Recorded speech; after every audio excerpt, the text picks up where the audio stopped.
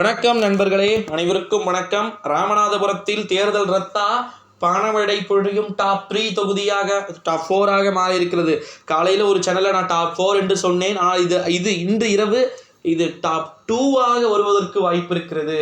பணத்தை கொடுப்பதற்கு ஒரு வரையறை இருக்கிறது. எப்படி கொடுக்குறாங்கன்னா, ஒரு நைட்டாக பார்த்துக்கிறாங்க. நைட்டில் கரண்ட் கட் பண்ணிடுறான், அரை மணி நேரம் 3/4 மணி நேரம் கரண்ட்டை கட் பண்ணிடுறான்.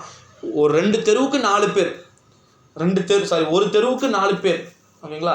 லெஃப்ட் சைடில் இருக்கக்கூடிய வீடுகள் அனைத்துக்குமே பார்த்தீங்கன்னா 2 பேர் சேர்ந்து பணத்தை கொடுக்குறாங்க, நோட்டு வச்சுக்கிறாங்க, பூட் ஸ்லிப் பார்த்து. ரைட் சைடு இருக்கிறவங்க 2 பேர்.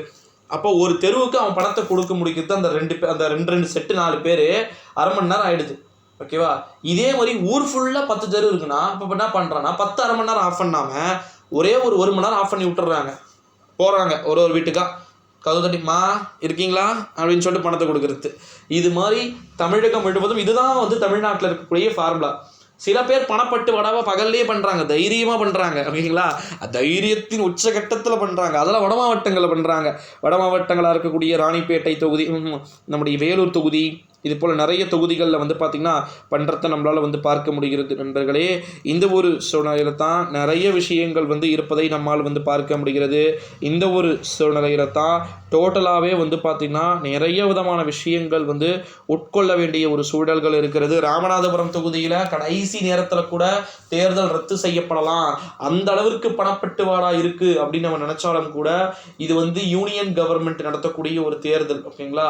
ஸோ அவங்க எலெக்ஷன் கமிஷனர் ராமநாதபுரத்தில் நடத்திருங்க அப்படின்னு தான் சொல்லுவாங்க. ஏன்னா ஒரு சுயேட்சை வேட்பாளர், பலாப்பழம் சின்னம் அப்படின்றது. பலாப்பழம் வெயிலுக்கு தான் நல்லா இருக்கும். இன்னும் ஒரு 4-5 மாதம் வச்சா மழை, பலாப்பழம் எப்படி சொல்கிறது, நாசமாக போயிடும், நெசன்னு ஆகிடும். ஸோ அதனால் வெயில் காலத்திலேயே பலாப்பழத்தை முடிச்சு விட்டுருவோம் அப்படின்னு பிளானும் போயிட்டுருக்கிறதா தகவல்கள் என்பது வெளியாகி இருக்கிறத நம்மளால் பார்க்க முடிகிறது நண்பர்களே.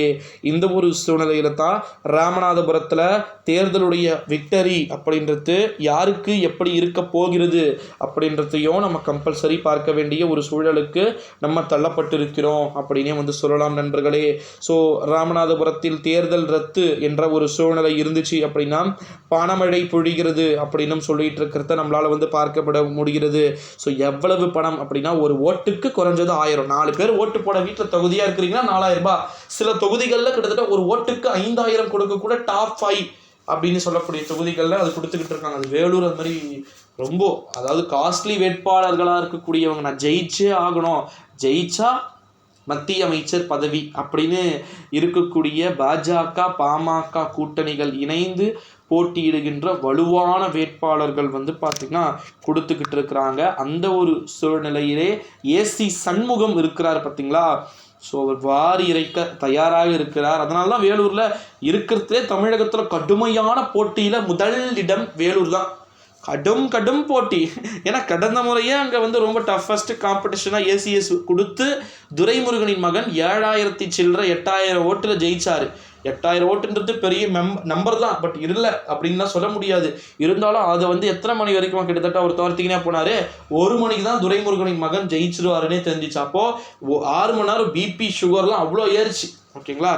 இந்த ஒரு சூழ்நிலையிலே இந்த முறை அப்படி இருக்காது. இந்த முறை சாலிடாக துரைமுருகனுடைய மகன் என்னை நெருங்காமே நான் 20,000க்கு முன்னிலையில் போகணும். நான் 1 லட்சம்னா அவர் 80,000 தான் இருக்கணும். நான் 1,50,000 போனால் அவர் 1,20,000 தான் இருக்கணும்.